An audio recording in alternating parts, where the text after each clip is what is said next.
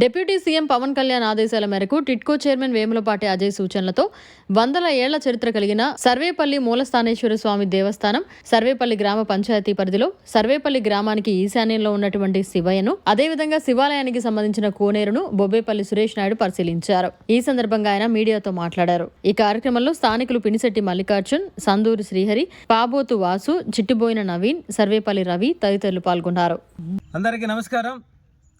నా పేరు బొబ్బేపల్లి సురేష్ నాయుడు, సర్వేపల్లి నియోజకవర్గ జనసేన పార్టీ.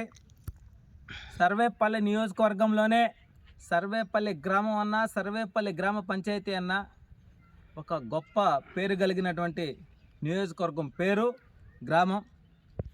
అయితే ఇదే సర్వేపల్లి గ్రామంలో ఈశాన్యంలో ఉన్నటువంటి మూలస్థానేశ్వర స్వామి శివాలయానికి కనీసం 50 ఎకరాల పైన భూమి ఉంది.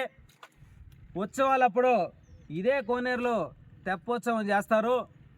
మరి ఆ దేవాలయానికి ఉన్న భూముల నుంచి వచ్చే ఆదాయం ఎటుపోతుందో తెలియదు, కానీ శివరాత్రి ఉత్సవాలు ప్రారంభం అవుతుంటే కనీసం ఇక్కడ చుట్టుపక్కల కంప కూడా తీసినటువంటి దాఖలా లేవు. మరి దేవాదాయ శాఖ అధికారులు కావచ్చు, ఈవో కావచ్చు, ఏం చేస్తున్నారయ్యా?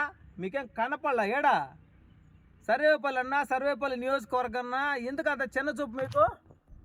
నేను ఒకటే తెలియజేస్తా ఉన్నా, ఈవో గారు, శివరాత్రి ఉత్సవాలు మొదలే ముందే ఇదంతా కూడా క్లీన్ చేయాలా.